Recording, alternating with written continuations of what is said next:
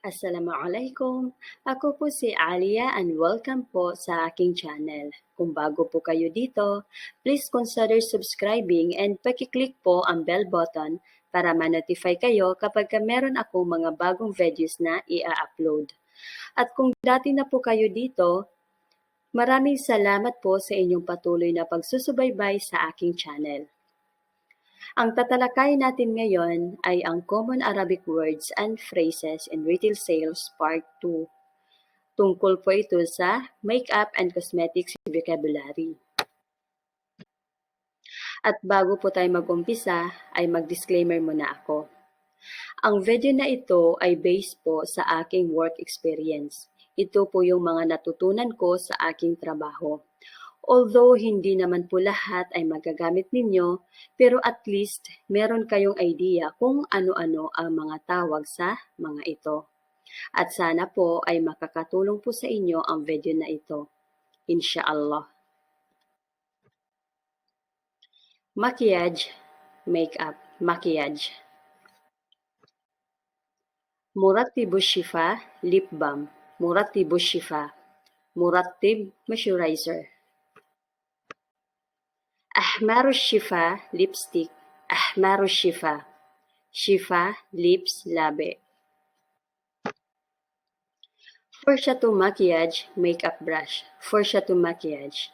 Fursha, brush. Maquillage, makeup.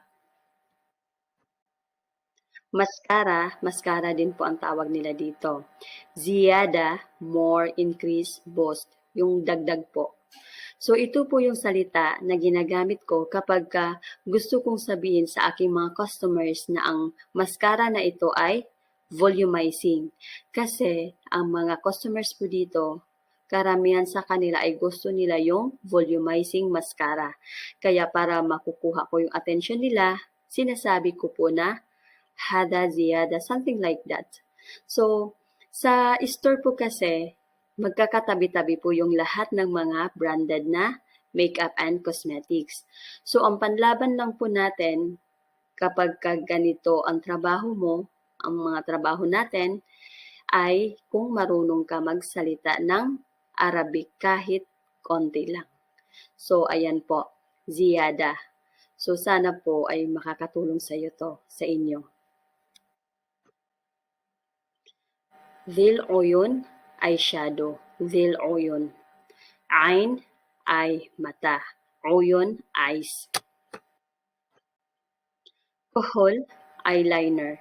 Although meron pong ibang term dito, pero ito po yung madalas ninyong maririnig sa makeup and cosmetics section. Ito po yung madalas na hinahanap ng mga customers. Kuhol, eyeliner. Hakibatu maquillage, makeup bag. Hakibatu maquillage. Cream asas, liquid foundation. Cream asas. Budra, powder. Budra. Ahmar khudud, blush or blusher. Ahmar khudud. Mazilul maquillage, makeup remover. Pangtanggal ng makeup. Mazilul maquillage. Furshatul lisha'ar, hairbrush. Furshatul lisha'ar. Fursha, brush, sha'ar, hair, buhok. Atar, perfume. Atar. Shampoo, shampoo. Sa Arabic letters po kasi, wala pong letter P. B po yun. Kaya shampoo. Kaya ang papa, baba. So, yun po ang dahilan doon. I-review po natin. Maquillage, makeup. Murattibu shifa, lip balm. Ahmaru shifa, lipstick. Furshatul maquillage, makeup brush. Dhil uyun, eyeshadow. Kuhol, eyeliner. Hakibatu maquillage, makeup bag. Cream asas, liquid foundation. Ahmar khudud, blush. Budra, powder. Mazil maquillage, makeup remover. Furshatul lisha'ar, hairbrush. Atar, perfume. Shampoo, shampoo. At Sana po ay may natutunan po kayo dito sa video na ito. At para po pala sa karagdagang kaalaman ninyo, kapag ka nagtatrabaho po kayo sa makeup and cosmetics section, mas maigi po kung alam nyo kung ano-ano ang mga kulay sa wikang Arabic.